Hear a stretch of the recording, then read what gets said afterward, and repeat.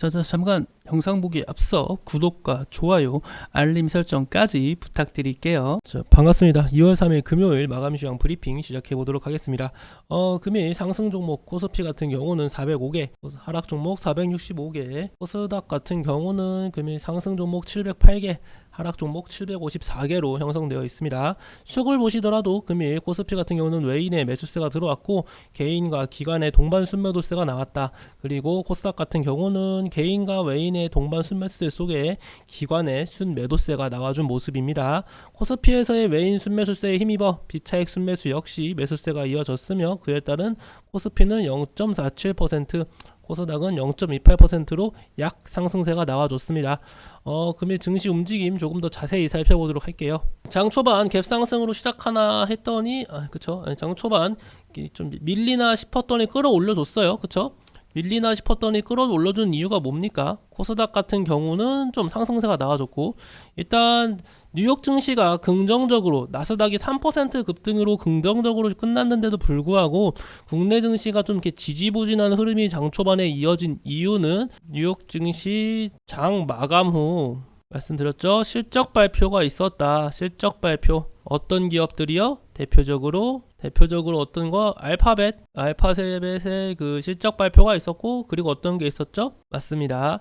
애플. 그래서 이게 좀 안 좋게 나왔어요. 그쵸? 애플하고 이제는 알파벳의 그 실적 발표가 좀 안 좋게 나왔다. 그러한 영향으로 이 나스닥 선물이 많이 좀 밀리고 있고, 나스닥 선물이 밀리니까 어떠한 경향을 낳죠?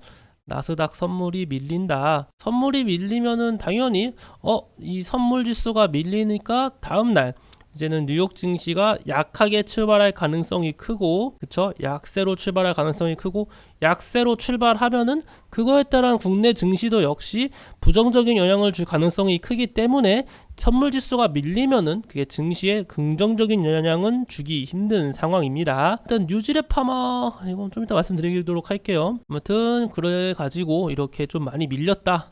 나스닥 선물과 함께 그래서 국내 증시 좀 아쉽긴 해도 수급을 조금 더 보도록 할게요. 코스피 같은 경우는 외인의 매수세가 좀 지속적으로 이어지고 있어요.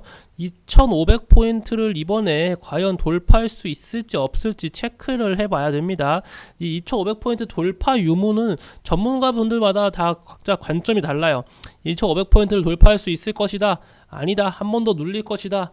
2500포인트 돌파해서 더 크게 채울 것이다. 아니다. 다시 눌려서 더 눌림목에 나올 것이다. 이런 식으로 서로 해석하는 게 다르거든요. 저는 솔직히 말해서 이게 예측하는 게 솔직히 무슨 의미가 있나 싶어요. 우리가 지금 중요한 거는 외인 매수세가 긍정적으로 들어오고 있는 이 흐름이 긍정적인 거지.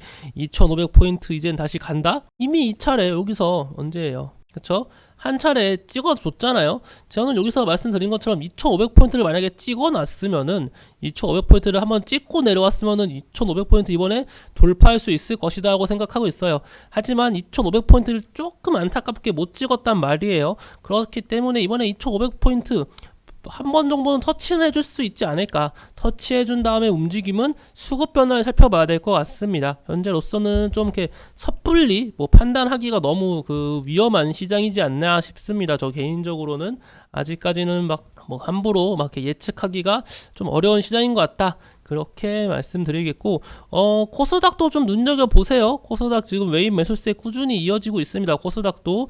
그리고 코스닥 상승세도 좀 나쁘지 않기 때문에, 코스피뿐만 아니라 좀 코스닥도 눈여겨보시는 것을 좀 추천드리도록 하겠습니다. 그리고 오늘 이렇게 말씀드리겠고, 아까 이 뉴질의 파마 제가 봤는데, 오늘 저 약세가 별로 안 이어져다가 갑자기 지금 장 끝나기 몇 분 전에 큰 약세가 나와줬습니다. 엄청 큰 약세가 나와줬는데, 얘네 정말 이거 상장 폐지 이슈가 있는 거 아닐까요? 대표 자살 얘기도 있단 말이에요. 이거 그쵸? 대주주 누가 K씨 그쵸? 대표가 아니라 대주주 K씨가 정말 보시다시피 자살 얘기가 있어가지고 이 사람 좀 무서운 종목이긴 하네요.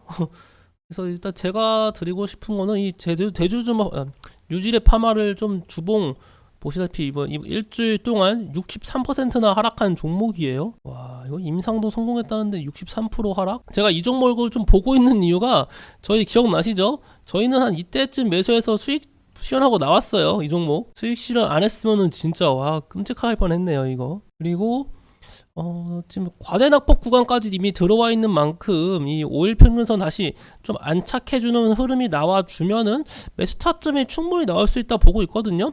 협진처럼요. 협진도 지금 꾸준히 약세가 나와주고 있는데 5일 평균선 위로 안착해지려는 시도는 나오는데 안착은 못해주고 있어요. 그러다 보니까 조금 부정적인 흐름인데 이 협진 역시 5일 평균선 위로 안착만 시켜준다면 충분히 매수 타점이 나온다고 저는 생각하고 있습니다.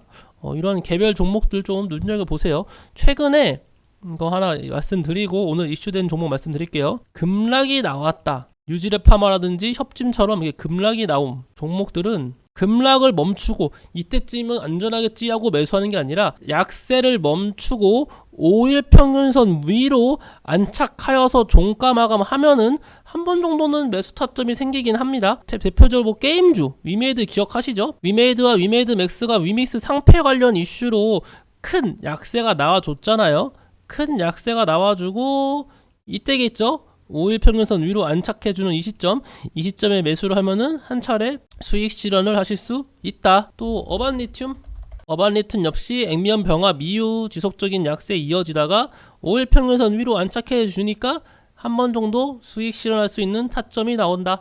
이것이 좀 과대낙폭주의 좀 매수 꿀팁입니다. 5일 평균선 위로 안착을 해주면은 한 차례 매수 포인트가 생긴다는 거, 이 점은 기억해 주셨으면 좋겠습니다. 자, 그리고 금일 어떠한 종목들이 강세가 나왔는지 한번 말씀드리도록 할게요. AI 양자시동 건 윤석열 정부, 다음은 디지털 바이오 차례다. 충분히 긍정적인 얘기예요. 제가 유캔스탁 메신저를 통해서 말씀드렸죠. 바이오, 디지털 바이오도 정말 긍정적이죠. 우리 바이오 관련주가 가면 뭐라고 했죠? 국내 증시의 상승세가 나와준다. 바이오 관련주의 상승세가 곧 국내 증시의 상승세를 의미한다 라고 분명 말씀을 드렸고, 그에 따른 지금 국내 이런 디지털 바이오 산업을 키우겠다는 것은 충분히 긍정적인 얘기라고 생각을 합니다. 구글 모회사 알파벳 CEO 수준의 챗 GPT와 경쟁할 검색 챗봇을 출시하겠다. 요즘은 뭐 전 세계적으로 이 챗봇이 정말 모든 관심에 정말 뜨겁게 받고 있는 종목이죠. 챗봇. 아까 아침에 말씀드린 것처럼 네이버도 챗봇 사업을 하겠다 이러더니 이제 또 구글 모회사 알파벳 역시 이런 얘기가 나와주고 있어요.